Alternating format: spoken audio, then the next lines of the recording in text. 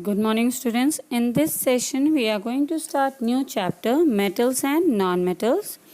In this chapter CBSE has deleted metallurgy process, so we are not going to include that part. Okay. So already in lower classes you have studied about metals and non-metals, properties of metals and non-metals, comparison. So whatever properties we are going to study, that same property you can write when it is asked how will you compare or what is difference between metals and non-metals. See, metals are hard and solid. Exception is mercury. It forms positive ions and its melting and boiling point is high. They are good conductor of heat and electricity. Metals are malleable. What do you mean by malleable? Malleable means they can be drawn into sheet. Okay. And metals are ductile. Ductile means they can be drawn into thin wire. They are lustrous. Lustrous means shining. Sonorous means particular sound is there. And they form alloy and amalgam. While non-metals are, they may be solid or gases except bromine. Bromine is in liquid form. Okay. Non-metals form negative ions. Their melting point and boiling point is low. And non-metals are bad conductor of heat and electricity. Again here exception is there, that is graphite, which is a good conductor of electricity. They are non-malleable and non-ductile. This does not have any shining and they are non-sonorous. They do not form alloy and amalgam. If it is asked why metals are good conductor of electricity, then the answer will be that metals have free electrons that can move freely. So metals are good conductor of electricity. Now, if we are talking about chemical properties, see, reaction with oxygen. Metals reacts with oxygen to form metal oxide, and these metal oxide, when dissolved in water, they form basic. Okay. Thus, we can say that metal oxides are basic in nature. Now, metal oxides reacts with water to form base. So, obviously it will turn red litmus blue. But, like if we are talking about more reactive element like sodium and potassium, they react with oxygen even below room temperature.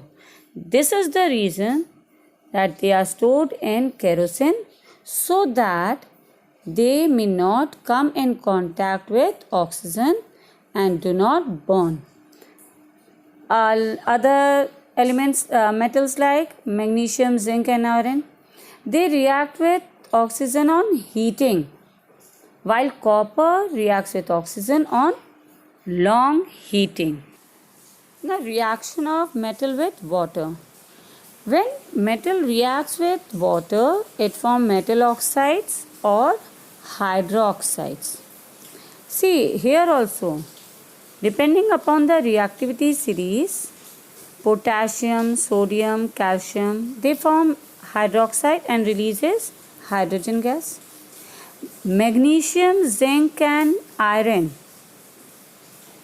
they do not react with cold water or we can say room temperature.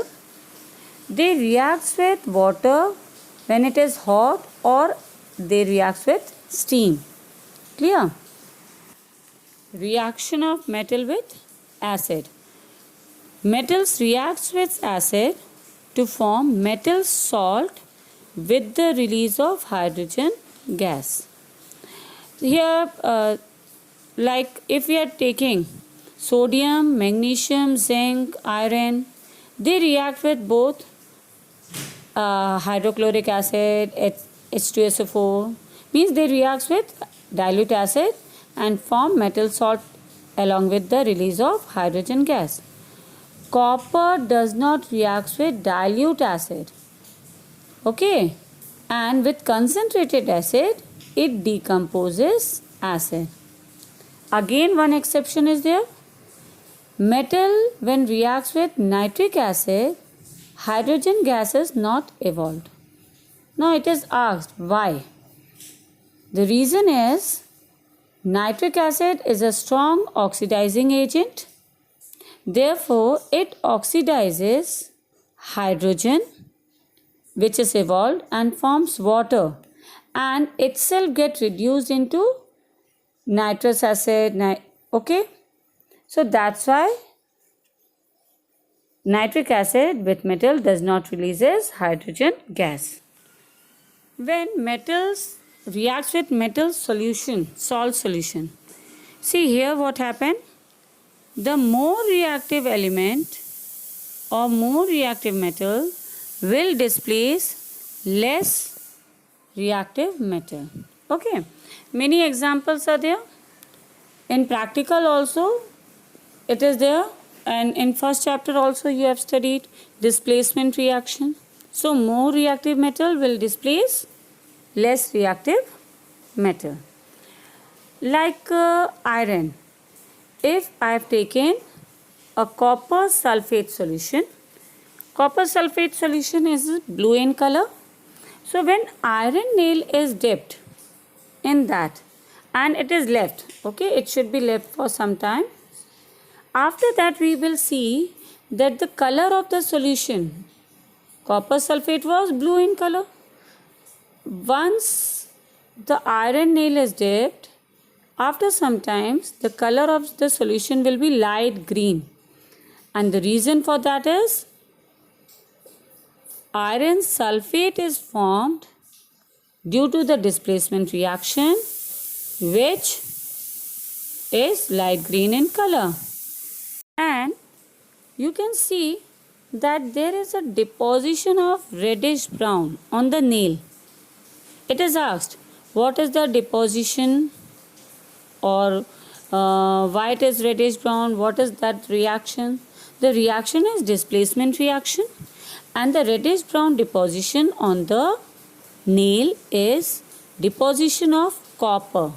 Copper is displaced from the solution and it gets deposited on the iron nail. So if we are talking about reaction, chemical reaction, it always depends upon the reactivity series of metals. More reactive metals reacts fast, while less reactive metals, it takes times, and sometimes it needs any catalyst, or we have to heat anything. Okay, so this is the completion of properties of metals. Just go through the video and note down the points. Have a nice day. Thank you.